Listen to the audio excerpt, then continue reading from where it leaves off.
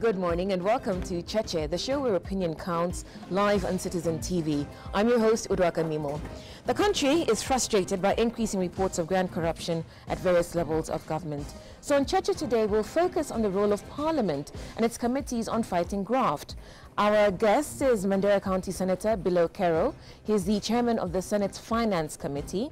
He's a professional accountant and auditor. We should have had the chairman of the National Assembly's Public Accounts Committee, Nicholas Gumbo, but he did not get back to us. We also have our panelists with us, Mutegi Njau and Charles Odhiambo, both of Rural Media Services. And we're sure that you have questions about the role of Parliament in fighting corruption. So do text them to us on 22422 or tweet us using the hashtag Cheche.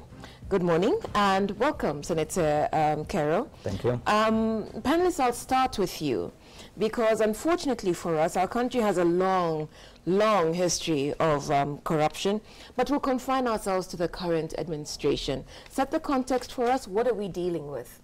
Why are people so frustrated? Thank you, Udwak. Kenyans are frustrated because the people on whom they have entrusted the mandate of ensuring that there is a free, natural, and a realistic flow of things are not carrying out that mandate. Now, Article 93 of the Constitution is very clear on the responsibilities or the role of Parliament as presently constituted, both the National Assembly and the Senate. And among them is to legislate, to come up with laws that help guard against vices that are not in tandem with societal values, like corruption. Two, they are supposed to represent the common mwananchi, represent them to the extent that if they have questions in regard to corruption, in regard to use and misuse of funds, then they can ask rather than having a multitude asking an entrusted officer. And three, and most importantly, they are supposed to oversight on behalf of mwananchi. Now, what we are seeing is runaway cases of corruption. I say runaway because virtually every new day comes up with a scandal here, a scandal there, an allegation here, an allegation there. People are asking, so then, why did we elect leaders to make laws to guard against corruption, to represent us and ask questions, and to oversee that the people we entrust with our money use the money well? Okay, Mutegi, let's draw on your long history of covering Kenyan politics. Are we seeing more corruption than ever before? Or is it that we have the tools with which to find out things that would have previously have gone unnoticed? I think it's both. We have more corruption and we have, of course, more open society because of the opposition. When we were writing many years ago about Golden Bag, it was very difficult to even penetrate, to write about it, even to say in the beginning. But these days, corruption is completely open. I don't think in this government there is any project that is done without corruption. If you look at those mega projects, all of them, and I've said it before, it looks like they do projects, this government, in order not to progress the country, but also to make money for themselves, from juu kabisa up to chini. When you look at what police, say for instance, police oversight, police the police vetting, yes. To me, it looks like they are teaching, when they start interviewing the senior policemen, they were telling the junior policemen how to steal. When you look at, you go to the streets of the roads in Kenya, and you see policemen are being vetted. When the junior policemen are there, are they worried about vetting? No, they are not worried. When you see people being sacked because of corruption, you know, Uhuru Kenyatta tells us he sacked ministers. How many of them are in jail? You are sacked as a minister or a cabinet secretary. The money you stole is still with you. You are spending. It has never been recovered. You are enjoying it. You are not in cabinet, but so what? So you see now, you sack Waiguru. This is the former CS yes. for devolution. Then she goes to run for elections. So give us an overview then of the number of scandals, scams, allegations we're dealing with. Let's just take us through, remind us, because there's the NYS scandal, which is what Anne Waiguru lose her job. There are many. It's SGR, Eurobond, National Youth Service. Minister of Health, even the Lamu thing that Kibaki started, he collapsed. Anything, there's nothing that is there which is clean. Nothing clean. To me, there's nothing clean. And Parliament is not helping us, like my friend here said. And don't forget the Rio Olympics. Yes, the newest. The latest. Which has actually taken away all the glory that Kenya got from the Olympics. Yeah. Okay. And so it seems from our panelists, Senator Carroll, that Parliament has failed to check corruption. Would you agree with that assessment? Well, yes, there are many institutions that are responsible for dealing with... and we're dealing with Parliament. Yes. Let me first put in context one matter which is important. When you try to draw parallels between this government and the others, I think it's important we put it into context. The President Moi's regime, I think, obviously in his final years, the level of corruption was so high that it ultimately was responsible for the removal of his government. But the coalition government of President Kibaki and Raila was a coalition government with no opposition, because everyone was in government. So whatever corruption took place was actually never highlighted in the manner that we now see it. And all this level of openness and was not also, I think, because the constitution came in the last half. So for this government, with opposition back, more strongly, and with a new political dispensation that allowed many institutions to really be open about what they're doing and so forth. So it's really a different situation altogether. But coming to Parliament, I think Parliament's role generally, by the way, globally, we say the golden years of Parliament were in the 1900s. This is when the backbench was a backbench and was responsible for holding the executive or the front bench to account. Today, wherever you go, we have a parliamentary conference now here, one international high-level meeting on development cooperation, and yesterday I was attending one of the sessions for members of Parliament from all over the world. And the lamentations are the same. In fact, the challenge is always the same, that the executive is involved in so many things, and Parliament, it's becoming weaker and weaker. One, because of the system of Parliament, like the one we had before, where the front bench are also members of Parliament and so forth. Then there is this one, where we have now, there's a bit of this separation of powers. But again, because of political party loyalties, this is one of the things that has really reduced the powers of Parliament over the last few decades. Because of the loyalty of the political party, you'll always invariably be forced to support your political party's position.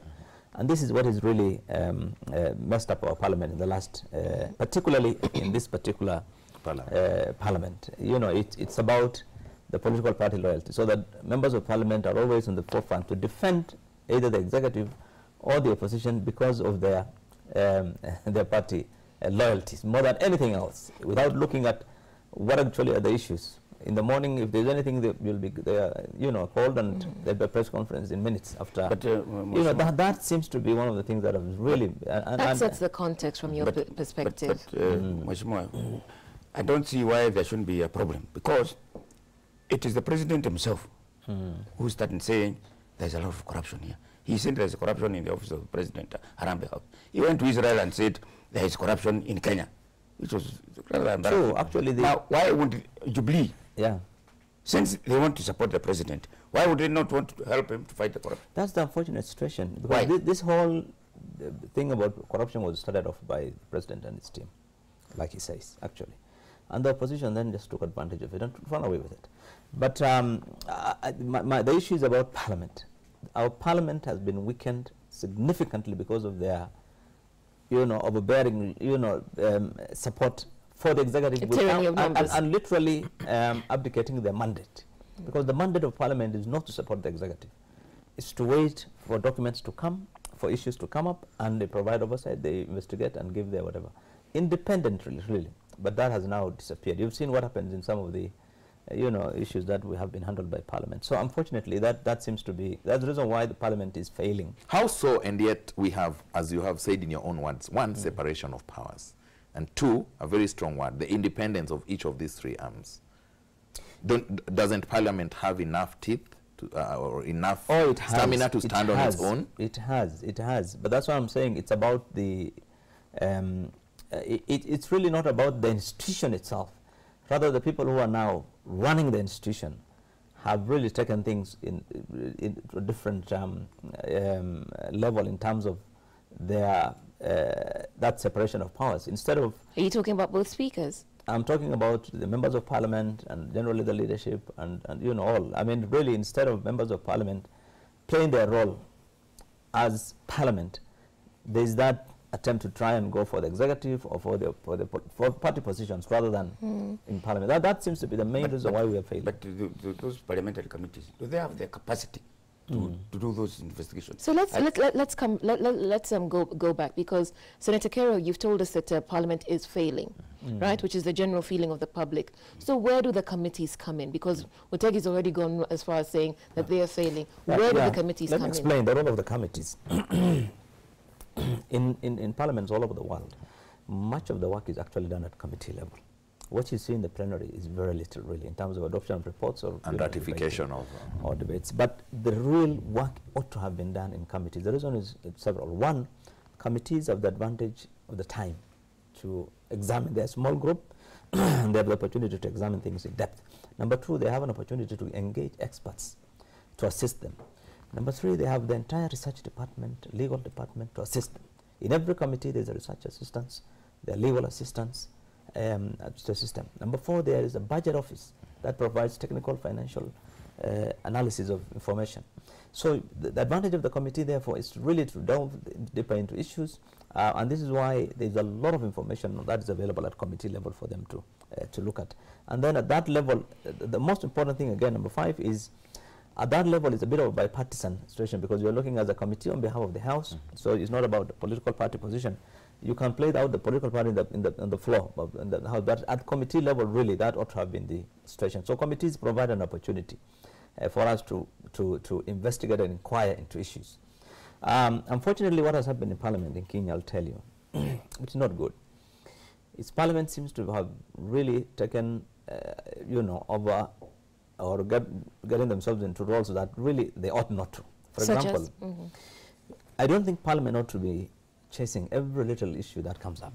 I think there are institutions that are responsible for that.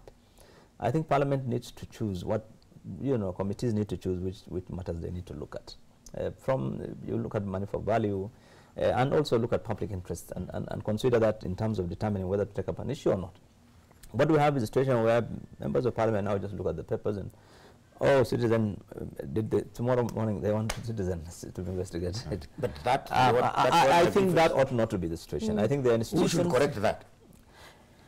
Well, that is where we're coming into the leadership of the House, because there are standing orders that govern that. I remember, in the past, it used to be very difficult for members of Parliament to issue statements or discuss matters which are before the House or before a committee outside. The standing orders don't allow it, even today.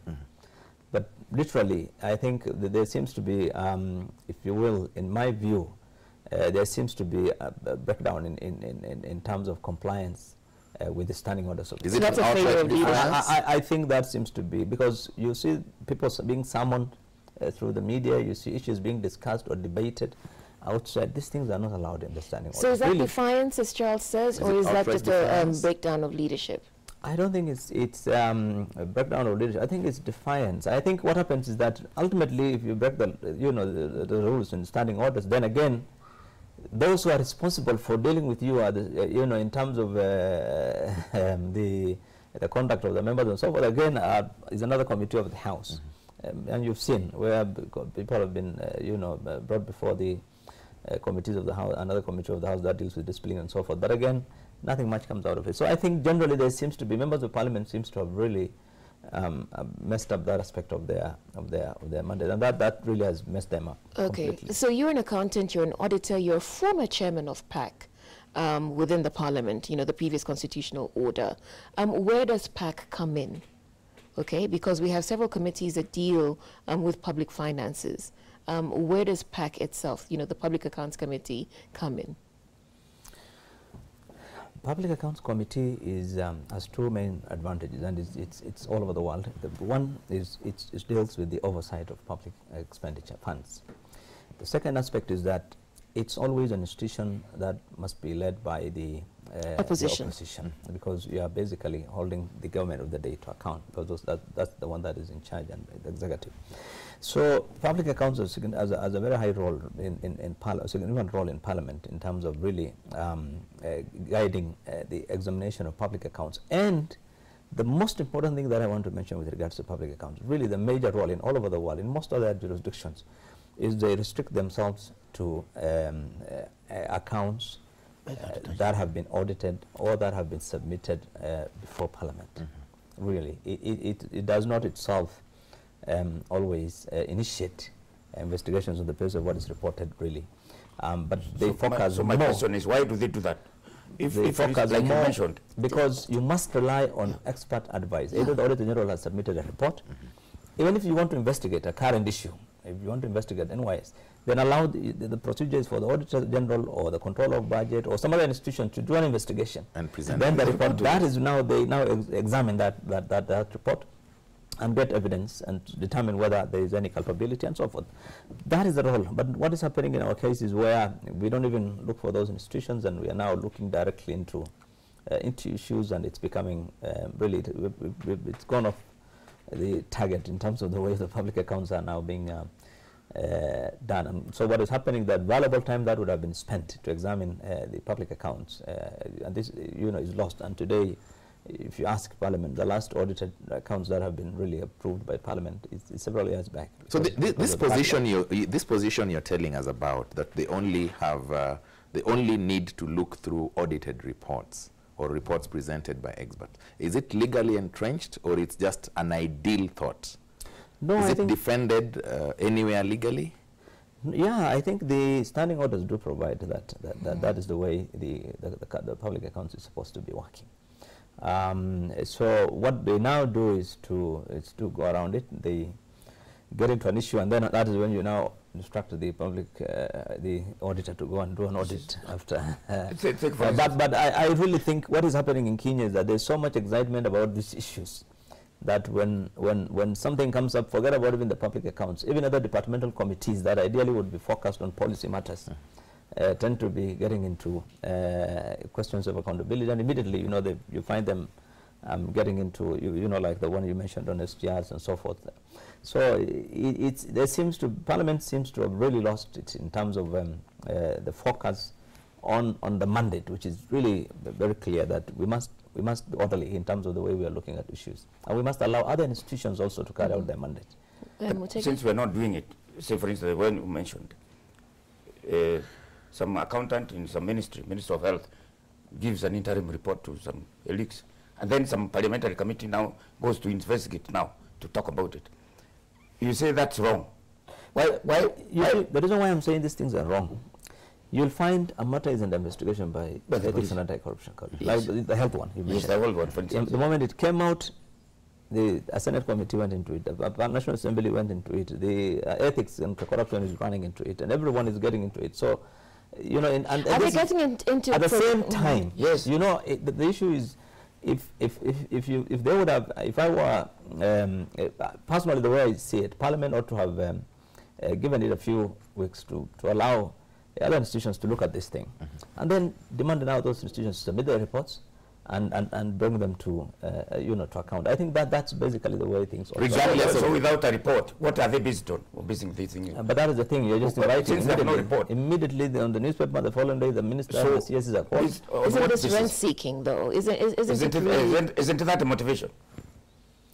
That could partly be the motivation, but I think they're also joining members of Parliament who actually think that when issues come up, they ought to be investigating, and therefore... So rent-seeking and capacity.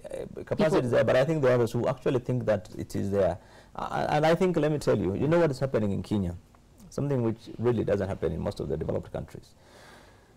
We have a very high level of turnover in Parliament, for example, 70–80%. So you've got a large body of members of Parliament who are new. And really, it's not everyone who knows what is in standing orders and so forth. So when something happens, you want to do something. If you go to other developed countries, members of Parliament really tend to serve 3, 4, 5 terms. So the people who have experience And then you get into those positions of the chairman or, in those committee positions based on experience of Martin. So you don't just pick up things and run. So there's a bit of understanding of the standing orders, people know the procedures and so forth. So they don't get all this into excitement. So we have a situation where we have 350 members of parliament in the National Assembly. A majority of them, 70–80% of them are new members of parliament. So if something comes up and everyone wants to, and they read on the paper today, before even they go to parliament, they've already started saying, issuing summons on the media. So that also, I think, capacity. Yeah. So it sounds therefore like rent-seeking capacity, but also a failure of leadership. Because if you say that the majority of them are new, surely people like yourselves, the veterans of the parliamentary system, should be able to say that's not how we do things. Yes.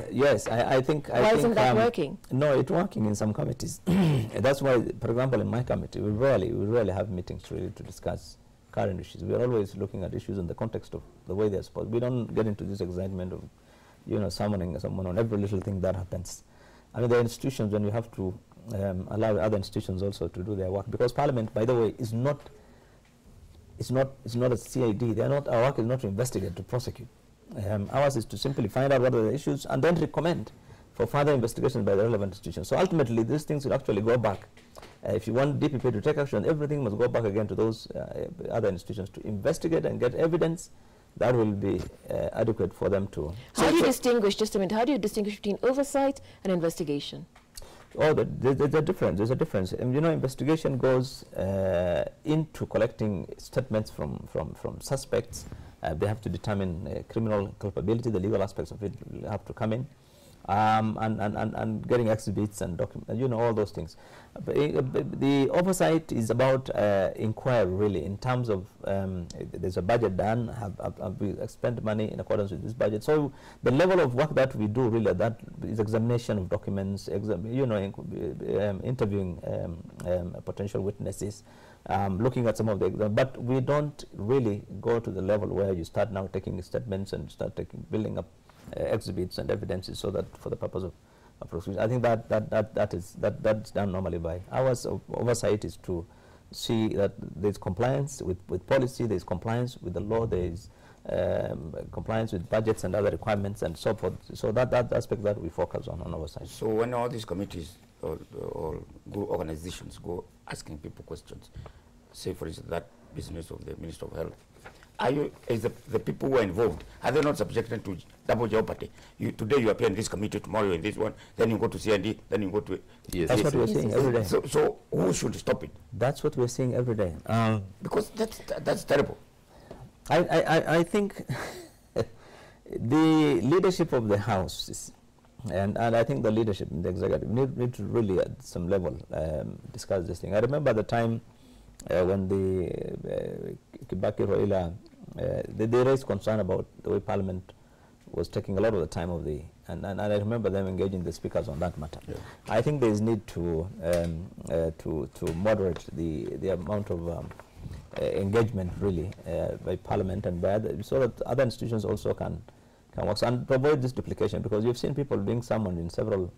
At the same time, they are writing statements here, they are going to Parliament, and what happens is that there can be, in fact, even a conflict in terms of the decision. For example, if Parliament clears the Minister of Health person, and then anti-corruption says, no, there is evidence, it really going to land up with an egg on their face. So I think that's why it's important to have that orderliness, and I think it's important for the leaders of the houses to look at that aspect of things. In the case of Minister of Health. Sorry, we need to come back to that substantively. So we'll take a break now. This is Cheche. We're live on Citizen TV. Our SMS number is 22422, and on Twitter our hashtag is Cheche. We'd like to know what you think about Parliament's role in checking corruption.